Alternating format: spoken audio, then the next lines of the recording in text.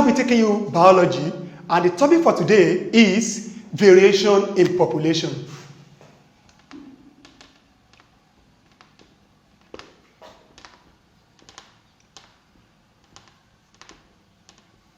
Variation. Before we understand what variation is, we must first know what a population is. What is a population? Population is the total number of organisms of the same species that live in a particular geographical area at a particular time. Now, what is variation? Variation is the differences that exist between members of the same population.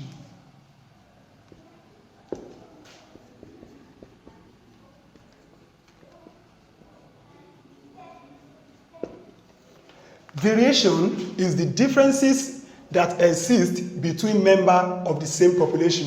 What am I talking about? When we have a population of students in a class, there are differences that exist between them which help the teacher or the tutor to be able to identify and distinguish individual students in a particular setting. For example, when we have a class of 20 students, it is possible for us to have some people that are very timid, some are brilliant, some are coward, some are light in complexion, while some are fair in complexion. All these are examples of variation which helps us to identify individuals of the same population. Now, we have two types of variation. There are two types of variation. Number one is morphological variation.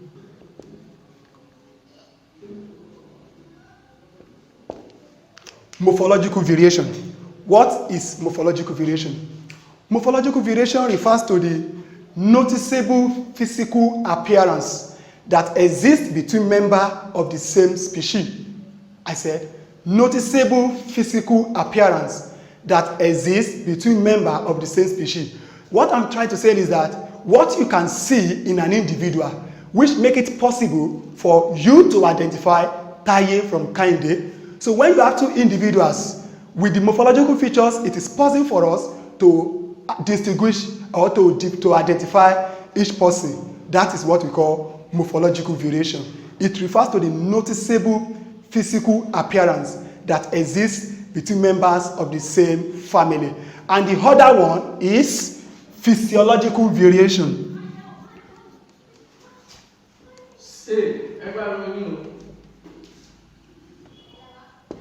Physiological variation. What is physiological variation?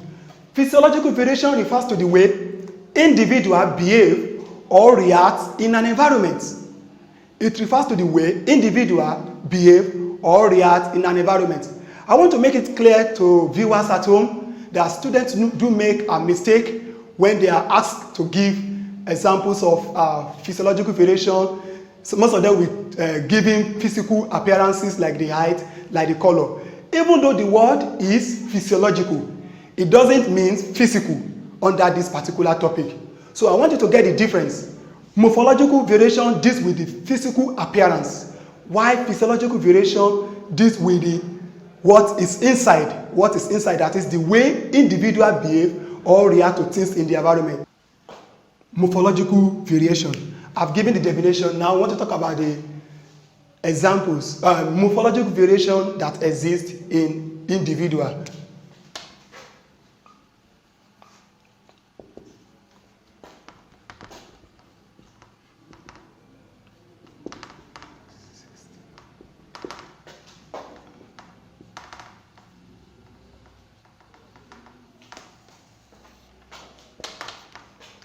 Morphological variation that exists in an individual. The first one is size. Size. What is size? When we talk about size in morphological variation, we can talk about the size of the eyes, the size of the head, the size of different body parts. So these are examples of morphological variation that exist in a population. It is possible for you to have even identical twins. You will see that the size of the eyes of Taye can be different from that of kind A. With this example, it is possible for the parents or for other people to identify that, oh, it is Taye that has this kind of eyes, it is kind A that has this size of eyes, which is a very useful tool in biology. Another one is weight. Weight of the body. The weight of the body is also used to identify individual in a particular setting. So it's also an example of morphological variation. Another one is height. Height is also another example why some people are tall, some are short. So we can use that one to also identify individual in a particular population. The next one is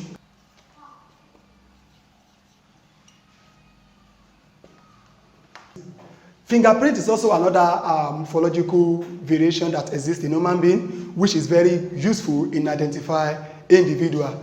We have 4 major fingerprints. The first one is we have hash, we have loop, we have whole, and compound.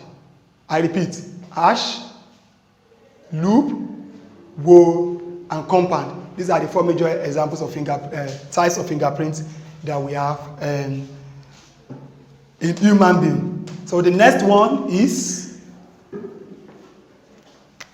physiological variation.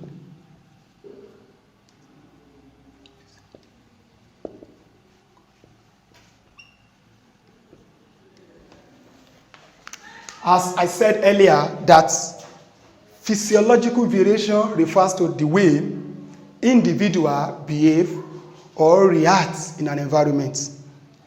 It is possible for you to have a population of students in which, through their behavior, you will be able to identify a particular person from another person. It is possible for Taye to be timid while Kehinde is brave. It is possible for Adamu to be brilliant and Ekaete to be stupid. It is possible for someone to be caring while the other person uncaring. So all these are the way that individual behaves helps us to identify individual in a particular setting. For example now, if I come to class today and I ask of someone that is more intelligent, I don't need to get the name of the person. It is even among the students that will tell me, oh, you are referring to Adamu. Oh, it is Taye you are talking about. Oh, it is Okechukwu. So that brilliancy, which no one can see, is a physiological variation. You cannot see the intelligence of someone, but you can measure it. So what we can't see, but individuals react to it in an environment, that is what is called physiological variation. And we have some examples of physiological variation that exist in human being. Examples of physiological variation that exist in human being. Number 1, behavior.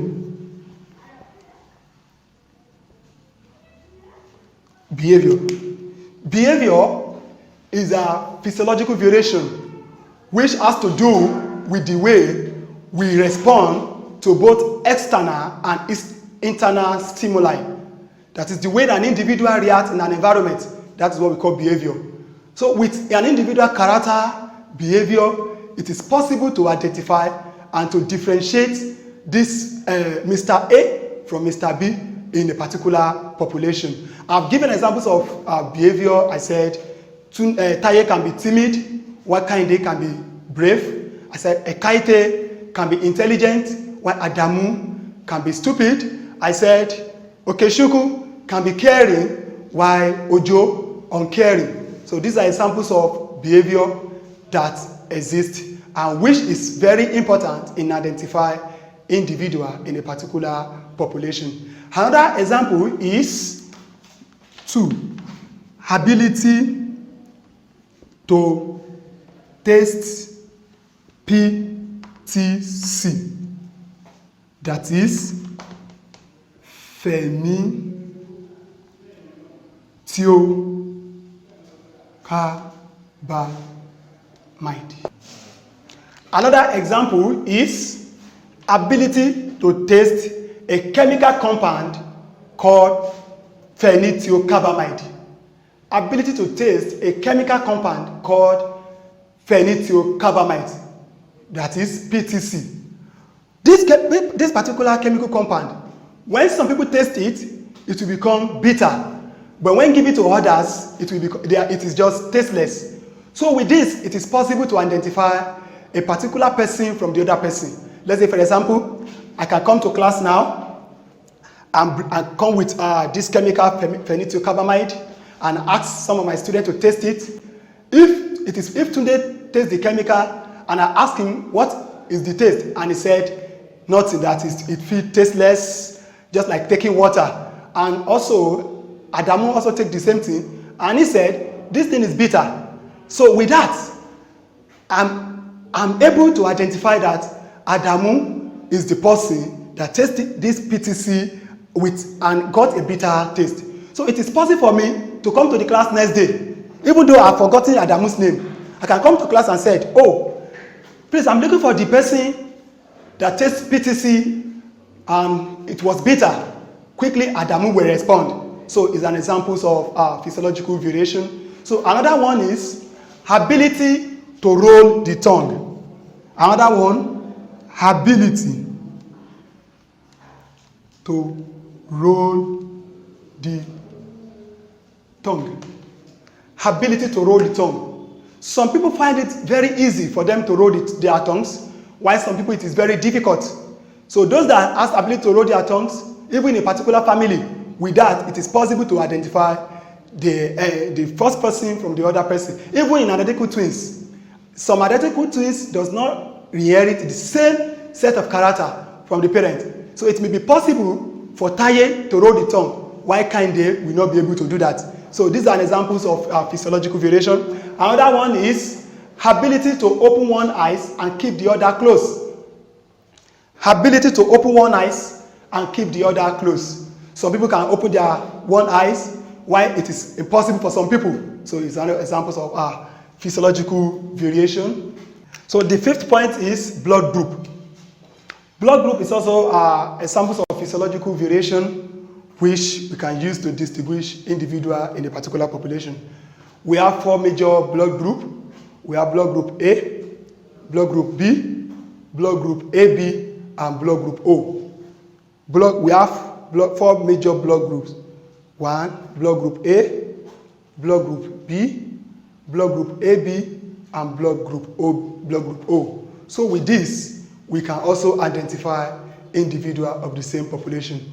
Let me just talk about some few things under this. We have blood group A, AB, B, and O. So under blood group O is a universal donor. Blood group O is a universal donor. What does that mean? That means that anyone with blood group O can give blood to any other person. That is, blood group O can give blood to blood group A, B, AB. That's why we call it universal donor. While blood group AB is a universal recipient. Blood group AB is a universal recipient. It means that anybody with blood group AB can receive blood from everyone, but cannot give blood to everybody. But the person can receive blood from everyone. So just take note of that. We have four major blood groups: A, B, AB, and O. So next we are moving to the causes of variation.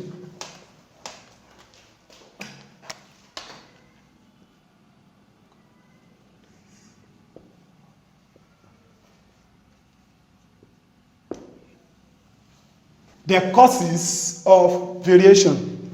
Like I said earlier, that many people wonder, why is it that the parents, let's say for example, the father is very intelligent, while the mother is also intelligent, and they give birth to a child that is very dull. People will wonder, why? Where does this particular trait come from? But we answer the question on causes of variation. That is, why are some parents that are very good and they are giving birth to children that are very bad? Why is it that someone that does not even have access to a good educational facilities and will turn out to be one of the best students in the class and also in any competition? So we are going to talk about the causes of variation. Number one, genetic differences.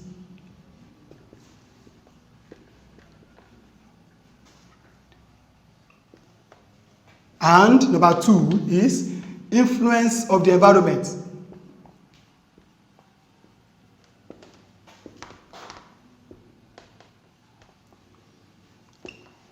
The first one is genetic differences, while the other one is influence of the environment.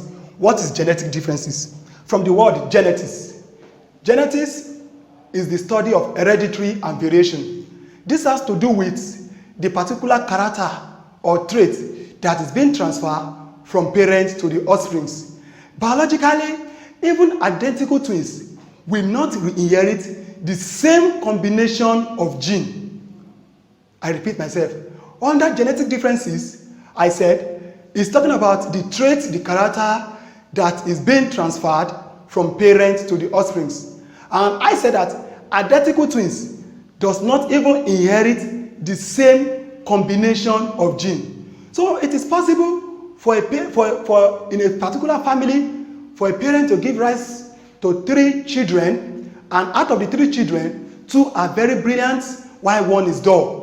It may be as a result of genetic differences that exist between that individual. So that is also one example. And another thing that also affects gene is mutation. Another thing that affects gene is mutation. What is mutation? Mutation is the change in the structure of gene. Mutation is the change in the structure of gene. So it is possible for a father that is very brilliant and a mother that is very brilliant to give rise to a child that is very dull. It can occur as a result of mutation.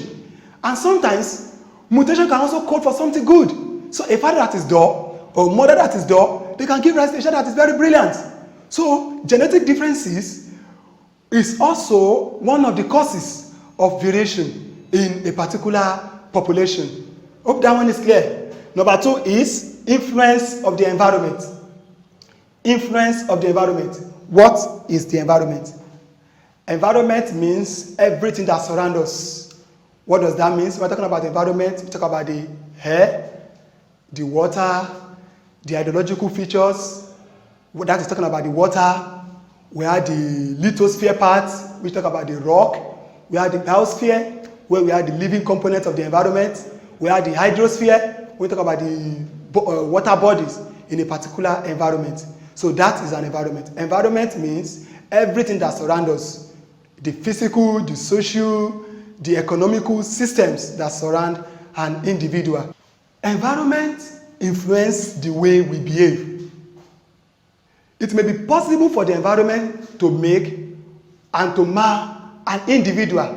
For example, let's say for example you have a child that is very brilliant. A child that is very brilliant, maybe he inherited that brilliancy from the parents. If that child is exposed to an unfavorable condition, what does that mean? I'm talking about lack of medical facilities, no teaching facilities, unhygienic environment, lack of balanced diet. It may be possible for the child to become dull because of the environment. So a child that is very brilliant, if the child is exposed to a harsh condition or the environment that is not good, it can affect the child, which can also change the way the child will also behave. Also, another example is someone that is very good. Let's say for someone that has, the person is very good, well exposed, there's a medical facilities, academic, educational facilities, everything. If the child is taken away from that environment to a very harsh condition, an environment that lacks amenity, it is possible for the child to become dull. Okay, let me make a very practical example. Let's say, for example, you stay in Lagos, and everybody that even when you are in Ikeja, in Lagos State, there are good schools with basic amenities, facilities, and you now bring a boy from a remote village to that particular school. Even though the child is very dull, but since the child is in a good environment with a good education facilities, it is possible for the child to become brilliant because of what the child is exposed to. In the other hand, Someone that is very intelligent, if the person now stays in a remote environment, I'm talking about a remote environment, talking about a village where there is no road, no teaching facilities, and even the teachers are not competent enough. It is possible for the student to become dull. So environment play an important role in variation. So if the environment is good, it is possible for the person that is being exposed to that environment to be good. And if the environment is very bad, it is also possible for that individual to be very bad, regardless of the genetic makeup, whether the person is brilliant, whether the person is intelligent. Okay, another example is, let's say for example, someone that is being raped. You know, that will send a signal to the person's mentality. So it is possible for the person to hate people. So that is what we're talking about, environment.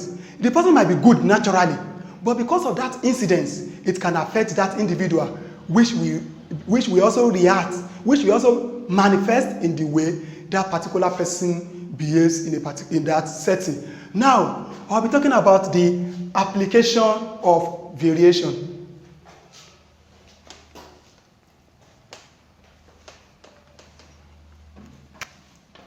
Application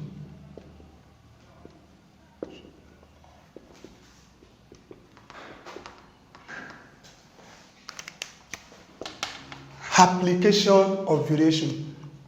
Why do we have to study variation? What is the importance of variation? Does variation has a relationship to do with technology, or does it have relevance in our contemporary world?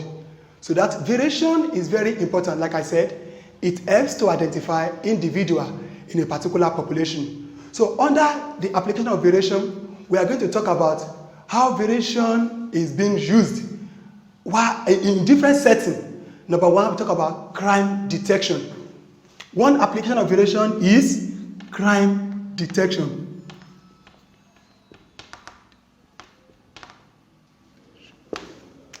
Through the knowledge of variation, and like I said earlier, we can use the morphological variation and the physiological variation to detect criminal. Okay, examples of morphological variation that can be used to detect criminals are the height of that person, the complexion, the color of the hair, even the shape of the head. It is possible to use that to detect a criminal in a particular environment. Also, we also use morphological variation to also detect criminals, like fingerprints. Like I said, fingerprints. It is believed that no two individuals share the same fingerprint all over the world. So it is possible to use fingerprints to detect criminal. Let's say, for example, there is a case of kidnapping in a particular environment, and maybe one of the suspects forgets maybe the gun or the cutlass on the ground. Detective agency can use that and test it to determine the person. So one of the application of variation is in crime detection. Number two, blood transfusion. Blood transfusion. Through the knowledge of variation in medicine, it helps in the transfusion of blood. Please, I would like us to get this disparity. There is nothing like blood transfer in biology. So when you are giving blood to someone, we call it blood transfusion. So blood transfusion is the process of giving blood to another person. Through the knowledge of variation, like I said earlier, that we have 4 major blood groups. We have blood group A, we have blood group B, we have blood group AB, and we have blood group O. Variation helps us to know the type of blood to give to an individual. And I said it before that blood group O, they are universal donor. So in case of emergency or there is a blood shortage, knowledge of variation helps to determine the type of blood to give to that person. And I want us to know that if wrong blood is being passed to another person, it can lead to what is called agglutination.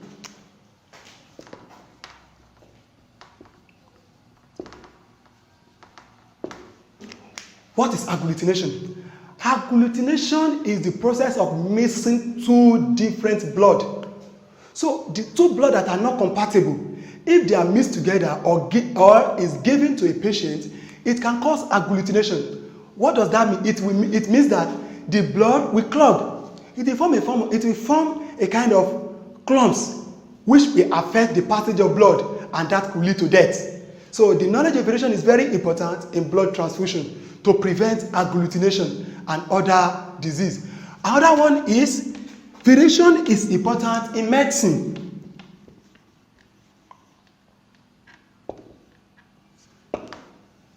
Variation is important in medicine. Like I said, when you want to carry out operation on individual, you discover that the medical personnel, they will have to test even the body, the temperature of that individual, and also the physical structure.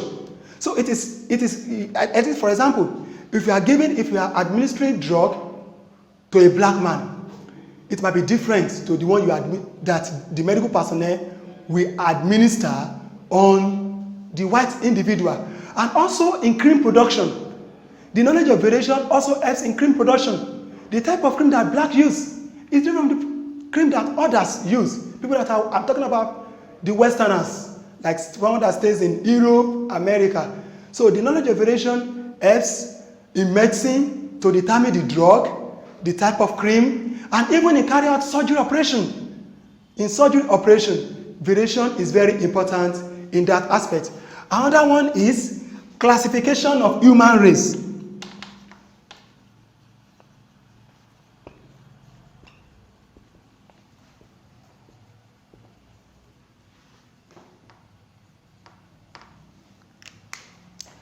Classification of human race. Variation also helps in classifying human race. Like I said, we have four major classifications of human race. We have the Negroid, we have the Mongoloid, we have the Caucasoid, and we have the Australoid. The Negroids are the blacks. Through the knowledge of variation, classification of human race was made possible. So I said we have four major human races in the world. We have the Negroid, we have the Caucasoid, we have the Mongoloid, and we have the Australoid. These are the four major human races that we have. And also, another application of variation is determination of paternity. Determination of paternity.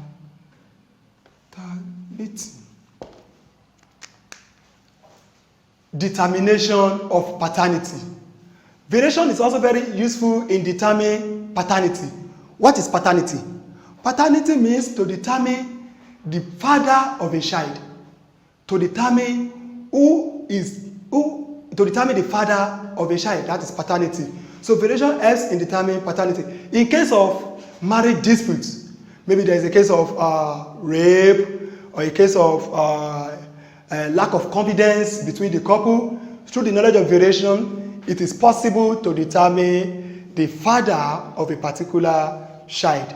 So we can use blood group to determine paternity, and at the same time, we can also use DNA test. So to determine paternity in biology, we can use blood group and also use DNA. So variation is important in determining paternity. The most accurate one to determine paternity is through the DNA. I remain your biology teacher, and my name is Salami Oladeko Michael. For comments and for more information, you can get in touch with us with the numbers that are scrolling on the screen. And don't also forget to also shout us up on WhatsApp, or you can also message us on our email address. Thank you and remain blessed till we meet next time.